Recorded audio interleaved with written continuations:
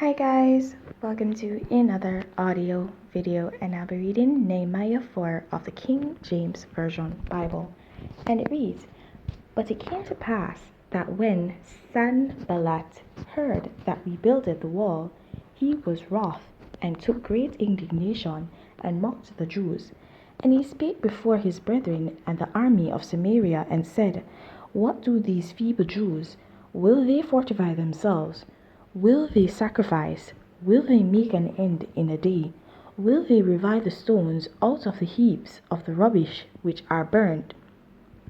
Now Tobiah the Ammonite was by him, and he said, Even that which they build, if a fox go up, he shall even break down their stone wall. Arrow our God, for we are despised, and turn their reproach upon their own head, and give them for a prey in the land of captivity, and cover not their iniquity, and let not their sin be blotted out from before thee, for they have provoked thee to anger before the builders. So built we the wall, and all the wall was joined together unto the half thereof, for the people had a mind to work. But it came to pass that when Sanballat and Tobiah and the Arabians and the Ammonites and the Ashdodites heard that the walls of Jerusalem were made up, and that the breaches began to be stopped, then they were very wroth, and conspired all of them together to come and to fight against Jerusalem and to hinder it. Nevertheless, we made our prayer unto our God, and set a watch against them day and night because of them. And Judah said, The strength of the bearers of burdens is decayed, and there is much rubbish, so that we are not able to build the wall. And our adversaries said, They shall not know neither see till we come in the midst among them, and slay them, and cause the work to cease. And it came to pass that when the Jews which dwelt by them came, they said unto us 10 times, From all places whence ye shall return unto us, they will be upon you.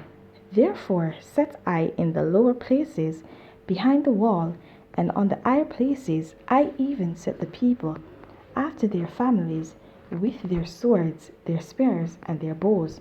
And I looked and rose up and said unto the nobles and to the rulers and to the rest of the people, Be not ye afraid of them. Remember the Lord, which is great and terrible, and fight for your brethren, for your sons and your daughters, your wives and your houses. And it came to pass, when our enemies heard that it was known unto us, and God had brought their counsel to naught, that we returned all of us to the wall, every one unto his work. And it came to pass from that time forth that the half of my servants wrought in the work, and the other half of them held both the spear and the shield, and the bows, and the habergeons, and the rulers were behind all the house of Judah. They which builded on the wall, and they that bare burdens, with those that laded, every one with one in his hands, wrought with the work, and with the other hand held a weapon. For the builders, every one had his sword girded on his side, and so builded, and he that sounded the trumpet was by me. And I said unto the nobles, and to the rulers, and to the rest of the people, The work is great and large, and we are separated unto the wall, upon the wall, one far from another. In what place, therefore, ye hear the sound of the trumpet, resort ye thither unto us, or God shall fight for us. So we labored in the work, and half of them held the spear, from the rising of the morning till the stars appeared. Likewise at the same time said I unto the people, Let every one with his servant lodge within Jerusalem, that in the night they may be as guard to us, and labor on the day. So neither I, nor my brethren, nor my servants, nor the men of the guard which followed me, none of us put off our clothes, saving that every one put them off for washing. Okay, guys, so from this chapter, we see that we need to ensure that we fortify ourselves. And if you realize, they had to ensure that they secure themselves. They had to be working with shields, and they had to be working with spears and bows because they had to protect themselves against the enemy, because the enemy was there trying to hinder their progress, the progress that they were making on fortifying the walls and fortifying their walls. And guys, let me tell you, that's what you will have to do in life. Okay, let this be a testament to you that you will need to fortify yourself.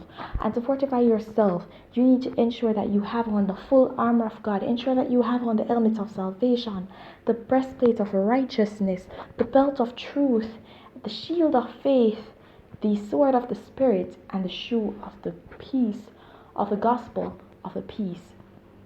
Right? Ensure that you have on everything. This is how you fortify yourselves, because the battle is not for us, the battle is for God, because with God all things are possible. And even though we're dependent on God, though, we need to ensure that we fortify ourselves. And so this is how we fortify ourselves, with the armor of God. We fortify ourselves with the armor of God, so that He can actually do His work through us, so He can actually use us. So even though we're there and we have these battles and we're fighting and we're trying to fortify our walls and we have this fight still, we need to ensure that we remain constant, we remain persistent in our task. Okay, we need to press, we need to push, we need to fight, we need to ensure that we just fortify ourselves.